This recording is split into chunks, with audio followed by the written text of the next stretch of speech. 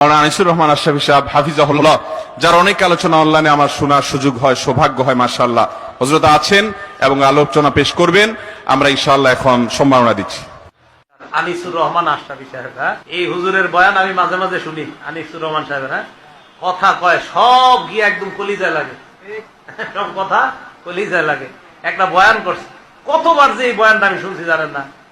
এই যে একটা বয়ান আছে দেখবেন যে তুমি আজকে কার জন্য কি করলা, বড় বড় বিল্ডিং করলা, পাইলিং করলা, তুমি মরে যাইবা, সব শেষ।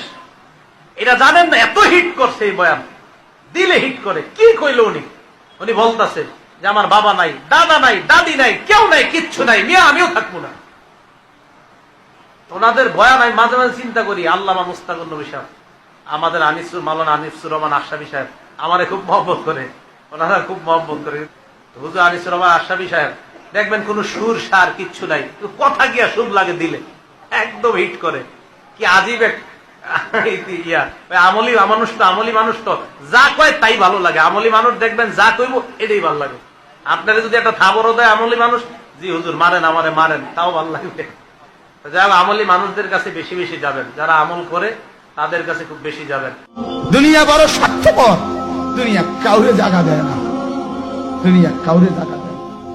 এত মজবুত পাইলিং করে যে বিল্ডিং বানাইলাম, দুনিয়া তারে থাকতে দেয় না। যা বেটা যা, যা তুই লাথি দিয়া বাড়ি, যা কবরে যা, কবরে যা। দুনিয়া কাউরে থাকতে দেয়।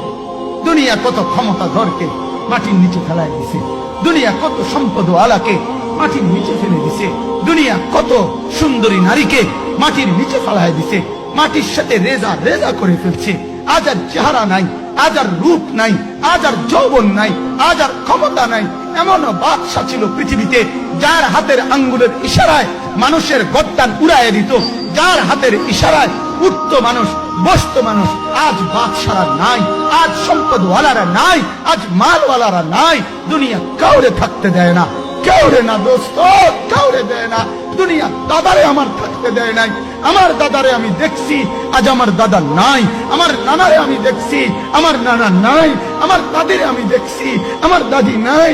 আমার নানিরে আমি দেখছি, আমার নানি নাই। আমার বাবারে আমি দেখছি, 14 লক্ষ টাকা বাবার পেনশনের আমি সব ডাক্তারের পিছনে খরচ করে ফেলছি, বাড়ির ফসলের জমি বিক্রি করে ফেলছি। আমার বাপ যেন না মরে বারবার বারবার হসপিটালে নিছি, কিন্তু দুনিয়া আমার বাপকে থাকতে দেয় না। আমার বাপ কবরে চলে গেছে, দুনিয়া কাউরে থাকতে দেয় না, কাউরে না, কাউরে না, কাউরে না, কাউরে না। আমার বাপ দুনিয়া কাউরে থাকতে দেয় না। তুমি থাকবা না, তুমি থাকবা না। দুনিয়ার ধোকায় পড়ো না বাপ, দুনিয়ার ধোকায় পড়ো না। মাকে বুঝা, আজ মারা বেসামাল হয়ে গেছে, আজ বোনেরা বেসামাল হয়ে গেছে, বেপর্দার উৎসব তুলে দিছে। এটা যেন আল্লাহর সাথে যুদ্ধ করছে। আল্লাহ করো না, না তুমি আরো কিছু দাও, আমরা বেপরদিগি ছাড়বো না। যুবক ছেলেগুলো যেন বলতেছে, আল্লাহ তুমি করোনা দেওয়ার চাই দাও, অশ্লীল ছবি দেখা, ফেসবুকে নর্তকী দেখা আমরা ছাড়বো না। দেখি তুমি কি করতে পারো, তুমি যা করার করো।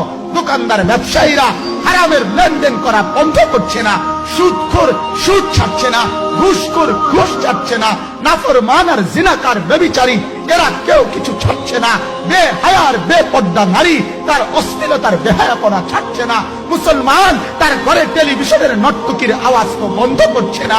হায় করোনা কিভাবে যাবে, আযাব কিভাবে যাবে বলেন, বলেন, বলেন আপনারা। আমার বাপ ফেরাউনের উপরে তো আযাব এতদিন ছিল না, নমরুদের উপরে আযাব এতদিন ছিল না, সাদ্দাদের উপরে আযাব এতদিন ছিল না, কারুনের উপরে আযাব এতদিন ছিল না, লূত আলাইহিস সালামের কওমের উপরে আযাব এতদিন ছিল না, হুদ আলাইহিস সালামের কওমের উপরে আযাব এতদিন ছিল না, নূহ আলাইহিস সালামের কওমের উপরে এতদিন আযাব ছিল না। আজ আমরা মালিককে এই পরিমাণ নারাজ করছি, মালিক এত বেশি নারাজ। আজ 1 বছর হয়ে গেছে, 1 বছরের চাইতে বেশি হয়ে গেছে, কই করোনার মহামারীর আযাব তো যাচ্ছে না, গেছে গা। মানে আমাদের লক্ষ লক্ষ বাচ্চার পড়ালেখা বন্ধ, এরা নষ্ট হওয়ার চূড়ান্ত পর্যায়ে পৌঁছে গেছে। মোবাইল এদেরকে শেষ করে দিছে। লক্ষ লক্ষ ছেলে। গতকালকে এক মা আমার আত্মীয় ফোন দিয়া বলতেছে, সকাল 10টায় বাচ্চাটা ঘর থেকে মোবাইল লইয়া বাইর হইছে, রাতের 10টায় মা তারে ফোন দিয়া বলছে, বাপ ঘরে আসতি না, ভাত খাইতি না। বাচ্চা তারে বলতেছে, তোমার অসুবিধা কি, তোমার সমস্যা কি? মা কথা বইলা কায়দা দিছে যে শোনেন হুজুর, হুজুর দোয়া করো, এক বাচ্চা এক ছেলে সে যদি তার মাকেই কথা বলতে পারে, তার মানে গুনাহ তারে এত মজা দিয়া দিছে, ফেসবুক তারে এত মজা দিয়া দিছে, ইউটিউব তারে এত মজা দিয়া দিছে, নর্তকী তারে এত মজা দিয়া দিছে, গুনার দৃশ্য তারে এত মজা দিয়া দিছে, সে মাকে ধমক দিচ্ছে। রাত 10টা বাজলে কি হইছে, রাতের 3টা পর্যন্ত দেখলে তোমার সমস্যা কি? আমার আখিরাত আমি নষ্ট করলে তোমার অসুবিধা কি?